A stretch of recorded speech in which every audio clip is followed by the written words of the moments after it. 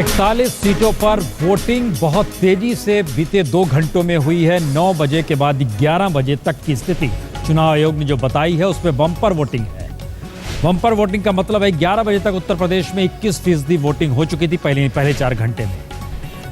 उत्तर प्रदेश में 21%, बिहार में 24%। देखिए बिहार पहले 2 घंटे की तुलना में आगे, लेकिन बंगाल की स्थिति बहुत जबरदस्त है। 40% वोटिंग 11 बजे तक हो गई है और बूथ पर लंबी लंबी कतारें। वाराणसी में भी उमड़े हैं मतदाता और 11 बजे तक 24% मतदान की खबर वाराणसी से भी आ रही है।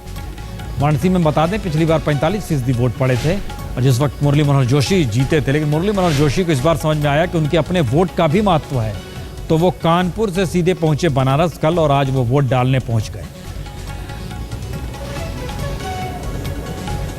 बंगाल में मनमोहन सिंह को हम देख रहे हैं जो कि वोट डालने पहुंची, सपरिवार वहां पर पहुंची। अलग अलग जगहों पर वोट की फीसदी हमारे स्क्रीन पर आपको नजर आ रही है।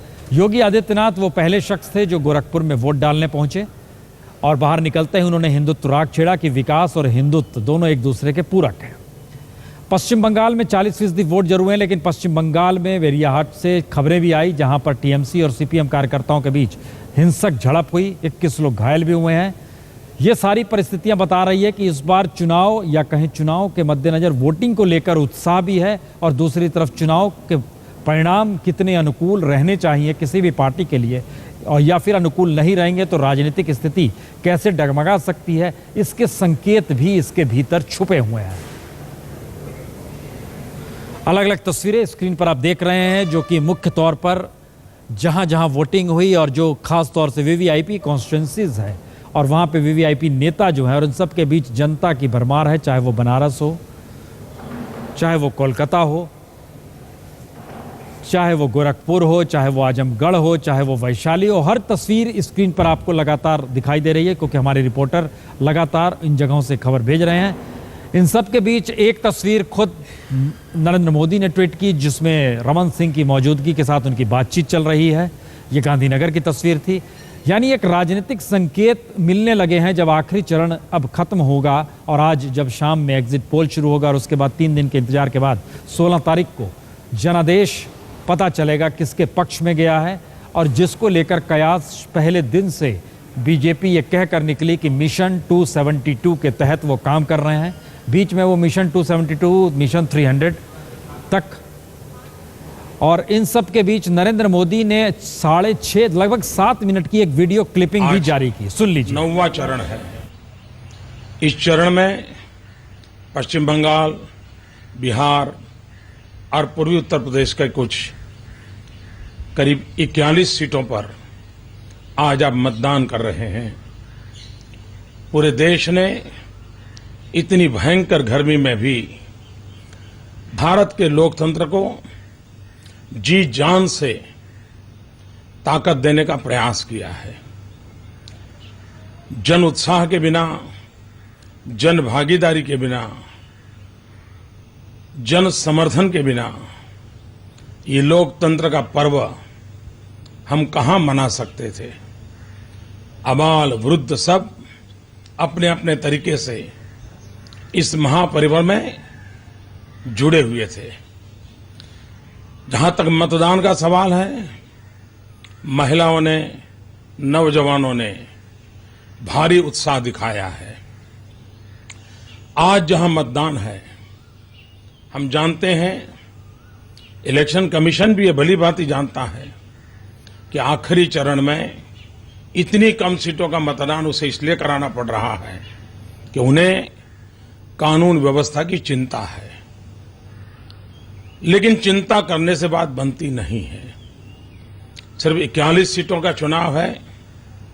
मैं आशा करता हूं कि राज्यों की पुलिस पर डिपेंडेंट रहने के बजाय सेंट्रल सिक्योरिटी फोर्सेस को भारी मात्रा में लगा करके एक तंदुरुस्त, स्वस्थ, शांतिपूर्ण मतदान के लिए ये लास्ट चरण अगर सफल रहते हैं तो मैं समझता हूं कि अच्छी बात बनेगी। मतदाता भाइयों बहनों, आज के मतदान में वाराणसी सीट भी है। लोकतंत्र मां गंगा की उस पावन धारा से हमेशा हमेशा पवित्र होता रहे, हमारी परंपराएं पवित्र होती रहें, यही हम सबका मकसद होना चाहिए। चुनाव में आखिरकार हिंदुस्तान जीतना चाहिए, चुनाव में आखिरकार लोकतंत्र जीतना चाहिए, चुनाव में आखिरकार हिंदुस्तान का नागरिक जीतना चाहिए, चुनाव में आखिरकार हिंदुस्तान का मतदाता जीतना चाहिए। यही चार हैं जो जीतने चाहिए, बाकी तो उम्मीदवारों को जनता जिताती है। और मैं मानता हूं कि हम सबका दायित्व है, देश जीते, लोकतंत्र जीते, मतदाता जीते, नागरिक जीते। आपने सामान्य जनता के मन में अपप्रचार की आंधी के बीच भी दूध का दूध, पानी का पानी, जिसे कहते हैं नीर क्षीर विवेक, ये भारत के मतदाताओं में बहुत बड़ी मात्रा में है। पश्चिम के लोगों ने भी भारत के लोकतंत्र का अध्ययन करना चाहिए। क्या कारण है? करोड़ों करोड़ों लोग इतनी भयंकर गर्मी में इतने उत्साह से शरीक होते हैं। हर एक का तो कोई स्वार्थ नहीं है, जिनका कोई स्वार्थ होगा वो तो बहुत गिने चुने लोग होंगे। भारत के लोकतंत्र की इस ताकत को कभी न कभी विश्व के संदर्भ में चर्चा होना मुझे जरूरी लगता है। अभी भी पश्चिम के देश भारत के लोकतंत्र के जड़ें कितनी गहरी हैं, यहां के सामान्य मानवी के रगों में लोकतांत्रिक भावनाएं, परंपराएं किस कदर धूल मिल गई है, ये विश्व की यूनिवर्सिटियों ने अध्ययन करने का विषय है। सिर्फ भारत माता की जय कहने के लिए लाखों लोग घंटों तक चिलचिलाती धूप में तपते रहे, ये छोटी बात नहीं है। भाइयों बहनों, इस चुनाव में राज्यों के भी चुनाव हुए हैं, लेकिन देश के चुनाव की आंधी ऐसी चल रही थी कि उनकी बातें उस राज्यों तक सीमित रही। 2 नए राज्य बन रहे हैं, तेलंगाना और सीमांध्र अपने अपने तरीके से नए रंग रूप में सज रहे हैं। देश में उसकी चर्चा कम हुई। खैर, लोकतंत्र है, एक प्रवाह चल रहा था। मैं मतदाताओं से विनती करता हूं कि हम इस आखिरी दौर में भी उसी उमंग और उत्साह के साथ इस पर्व को मनाएं और मतदान करें, भारी मतदान करें। मेरे काशी के मतदाता भाइयों बहनों, काशी की प्रतिष्ठा शांति, सद्भावना, एकता में है। वही तो हमारी गंगा जमुनी की तहजीब की बात है। मतदान में भी वही उजागर होना चाहिए। सब अपने हैं, अपनों से प्यार करना है, अपनों को साथ लेकर के चलना है और मैं भारत के भाग्य को बनाने में योगदान करना है। चुनाव में अपनी अपनी पसंद होती है, लेकिन हम सबकी पसंद है हमारी भारत माता, हमारा हिंदुस्तान, हमारे देश का हर नागरिक, हमारे देश के नौजवानों का भविष्य। आइए उसी पर मोहर लगाएं और भारत को भाग्य बनाएं। भारत के भाग्य बनाने में हम भी कुछ न कुछ योगदान करें। मेरी आज आखिरी चरण पर देश के मतदाताओं को और जहां मतदान हो रहा है उनको नरेंद्र मोदी, दरअसल 6 मिनट 57 सेकंड का वीडियो यूट्यूब पे लोड किया गया उन्हीं के जरिए, और इससे पहले रमन सिंह की तस्वीर भी आई, वह भी उन्होंने अपने ट्वीट में शामिल किया। संकेत बहुत साफ है कि नरेंद्र मोदी इस स्थिति को समझ रहे हैं कि दरअसल अब आखिरी चरण बेहद महत्वपूर्ण है और पूर्वी उत्तर प्रदेश में खासतौर पर जिन 18 सीटों पर वोटिंग हो रही है वो बीजेपी के हिस्से में आनी चाहिए, क्योंकि बीजेपी की पूरी सियासत उसके जरिए ना तो यूपी में साधी जा सकती है, बल्कि आने वाले वक्त में मुलायम की सरकार भी इसी माध्यम से डिग सकती है। संकेत बहुत साफ है, बीजेपी अपने तौर पर आगे विस्तार देना चाह रही है और नरेंद्र मोदी हर छोटे से छोटे या महीन से महीन तरीके से राजनीति साध भी रहे हैं। और इन सब के बीच अजय राय के लिए मुश्किल हो चली है। चुनाव आयोग का रिटर्निंग अफसर को कहा है कि आप फुटेज जांचने का काम डीएम कर रहे हैं। रिटर्निंग अफसर से कहा गया है कि आप जिस तरीके से बूथ के भीतर वोट डालते समय कुर्ते पर उन्होंने चुनाव चिन्ह का बैच लगा रखा था, ये आचार संहिता का उल्लंघन है और इस उल्लंघन के तहत जो भी कार्रवाई होगी उसमें अगर नोटिस देना है नोटिस दिया जाए, एफआईआर दर्ज करना है तो एफआईआर दर्ज की जाए। जो भी स्थिति बनती है, जो जानकारी है, अजय राय पर एफआईआर दर्ज करने के आदेश चुनाव आयोग ने दिए हैं रिटर्निंग अफसर के जरिए। ये खबर आ रही है, संकेत बहुत साफ है कि इससे पहले नरेंद्र मोदी जब चुनाव चिन्ह हाथ में लेकर घुमा रहे थे और प्रेस कॉन्फ्रेंस कर रहे थे, उस पर बड़ा बवाल मचा था। और अब आज अजय राय कांग्रेस के उम्मीदवार जो कि बनारस से चुनाव लड़ रहे हैं और संयोग से नरेंद्र मोदी के खिलाफ ही वो बतौर उम्मीदवार बनारस में हैं मैदान में, तो ऐसे में अब वह भी कटघरे में खड़े हुए हैं और एफआईआर उनके खिलाफ भी दर्ज हो रही है। राजनीतिक तौर पर जो भी बात बीजेपी या कांग्रेस कहे, लेकिन चुनाव आचार यूपी के मुख्य चुनाव अधिकारी जो है, उन निर्वाचन अधिकारी, उनका क्या कहना है पहले हम ये आपको सुनाते हैं। अनूप, क्या महत्वपूर्ण, क्या ये एफआईआर दर्ज हो गई है या एफआईआर दर्ज हो रही है या डीएम जांच कर रहे हैं, स्थिति क्या है अजय राय वाले मामले में? देखिए, दो चीज़ें हैं। पहली एक कि एफआईआर करने की प्रक्रिया शुरू हो चुकी है। मेरे ख्याल से मैं जिस वक्त आपसे बात कर रहा हूं, संभवतः एफआईआर दर्ज हो चुकी होगी। अभी इसके बाद कंफर्मेशन हो जाएगा इस चीज़ का। दूसरा कि फुटेज डीएम के पास पहुंच चुके हैं और उस फुटेज की जांच की जा रही है और जांच के बाद अगर पाया गया कि वो दोषी हैं तो उनके ऊपर जो और धाराएं हैं उसके अंतर्गत मुकदमा दर्ज होगा या उनको चुनाव आयोग नोटिस जारी करेगा। तो पूरी चीज़ें प्रक्रिया में है और बहुत जल्द मतलब हमें क्लियर हो जाएगा।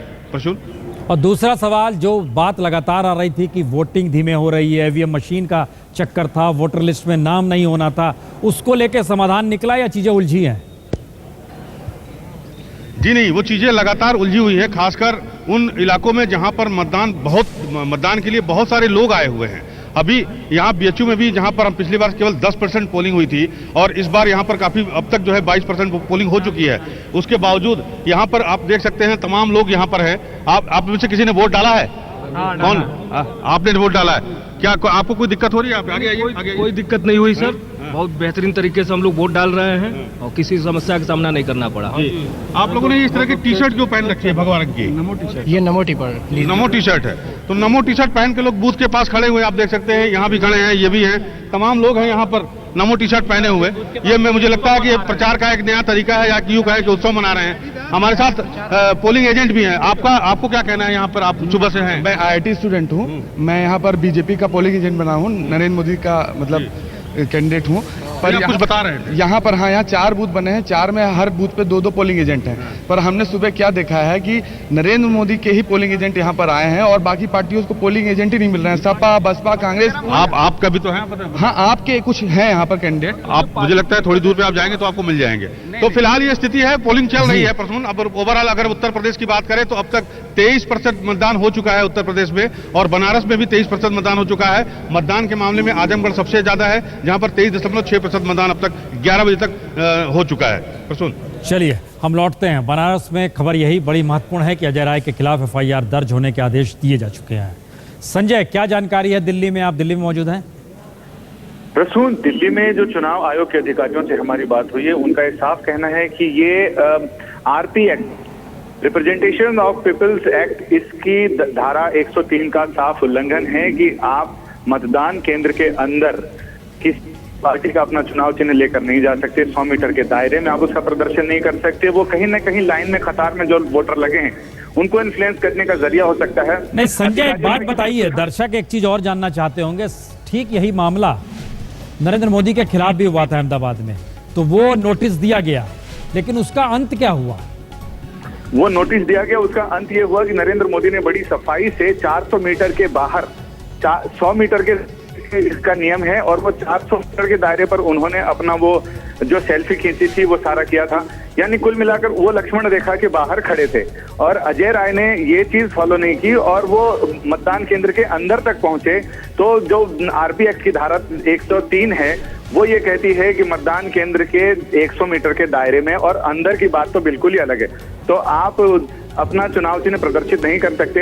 अगर चुनाव चिन्ह करने की बारी आएगी तो 1 सेंटीमीटर से लेके और आधा मीटर तक का चुनाव चिन्ह अपने उस पर लगाकर लोग आ सकते हैं। तो इसलिए ये नियम बनाया गया कि आप बिना किसी चुनाव चिन्ह के बैठ जाएंगे। दिल्ली में भी आम आदमी पार्टी के लोगों ने मतदान केंद्र के अंदर अपनी टोपी पर झाड़ू लगा कर गए थे, उस समय भी नोटिस किया गया था। और अब हमें लगता है उम्मीदवारों को ये कॉन्शियस होना चाहिए कि कौन सा कानून है और किस तरीके से उसका पालन किया जाना चाहिए। वोटिंग बहुत रफ्तार तेज पकड़ चुकी है। पश्चिम बंगाल में 40% पार कर चुका है, तो उत्तर प्रदेश और बिहार में भी 20 से 25% तक की स्थिति बन चुकी है। इन दोनों जगहों पर लंबी लंबी कतारें हर जगह देखी जा रही है और खासतौर से बनारस पर अगर हर किसी की नज़र है तो बनारस में बहुत तेजी से वोटिंग हुई है। शुरुआती दौर में पहले 2 घंटे में ही ये 20% पार किया, उसके बाद अगले 2 घंटों में इसमें और रवानगी आ गई है। कुछ जगहों पर जरूर ईवीएम मशीन या फिर स्लो वोटिंग की खबर जरूर आई, जो हम आपको दिखा रहे हैं। 21% औसत वोटिंग इस वक्त हो चुकी है। 24% बिहार में, 21% यूपी में, 40% तकरीबन बंगाल में वोटिंग हो चुकी है। ये हम इन जगहों की तमाम खबरें दिखा रहे हैं। और 2 चीज़ और महत्वपूर्ण हुई है। अजय राय के खिलाफ FIR दर्ज करने के आदेश चुनाव आयोग ने दे दिए हैं, जिस तरीके से वो चुनाव चिन्ह लेकर गए। आलोक जी, क्योंकि ये सवाल इसलिए महत्वपूर्ण हो गया है कि अजय राय अगर चुनाव चिन्ह लेकर गए तो लोगों के जहन में तुरंत नरेंद्र मोदी आए, जिसका जिक्र बीजेपी कर रही है कि वो तो उस दायरे से बाहर थे।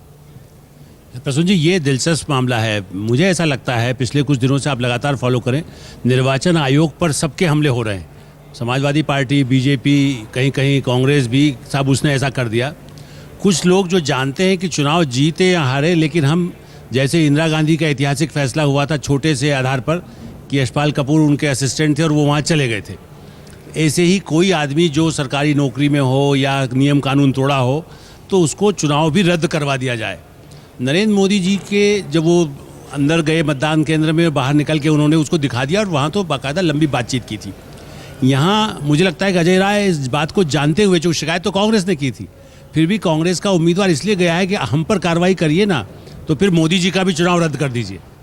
ये जो गेम है, ये कई रायबरेली में जैसे हुआ है कि स्मृति ईरानी की सभा में ज़्यादा खर्च हो गया, लोग हिसाब किताब कंप्यूटर और बही खाता लेकर बैठे हुए हैं कि कैसे चुनाव विरोधी का हरा, चाहे जनता उसको जिता दे, हम कानूनी और नियम के आधार पर उसका चुनाव कैसे बाद में बदलवा सके और उसकी नाक, जिसको कहते हैं ना कि आप उसकी टोपी उतारिए, नाक काटिए, जिसको कहा जाता है, कि उसको किसी न किसी तरह से उस पार्टी को और बड़े नेताओं को खास करके, मुझे लगता है कि इस बारे में कुछ बहुत सलाहकार हो सकते हैं जो ध्यान रख रहे होंगे। अन्यथा इस बात का बहुत बड़ा खतरा इस चुनाव में है कि बड़े बड़े जो उम्मीदवार जीते उनके चुनाव रद्द करने को लेके कानूनी हम 1 मिनट आपको विजुअल दिखाते हैं, क्योंकि बड़ा महत्वपूर्ण है इस बात का जिक्र होना। अजय राय थे, कल जिक्र नरेंद्र मोदी का हो रहा था। हम आपको तस्वीरें दिखाते हैं उस दिन की, जिस दिन अहमदाबाद में जब वोट डालने पहुंचे थे नरेंद्र मोदी।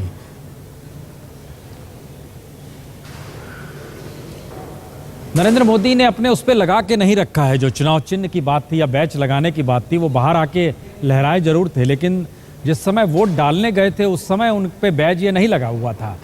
इसलिए ये सवाल जो था कि क्या बैज लगा हुआ था, और इसका मतलब ये है कि नरेंद्र मोदी इस स्थिति को समझ रहे थे उस वक्त भी कि बैज लगाकर अंदर वो नहीं जाए, और जो बाहर आके लहराया था तो उन्होंने इसकी जानकारी थी कि वो कितने बड़े दायरे से बाहर जाकर उस बैच को लहराएं।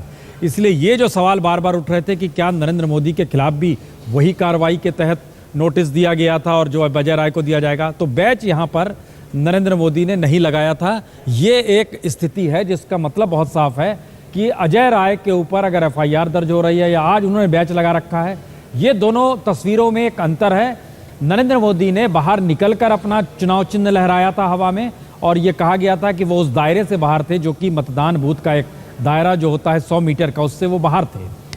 और दूसरी तरफ अजय राय ना सिर्फ बैच लगाकर लाइन में लगे रहे मतदान करने से ठीक पहले, बल्कि वो लगा के अंदर भी चले गए। तो FIR दर्ज करने के आदेश अजय राय के खिलाफ दे दिए गए।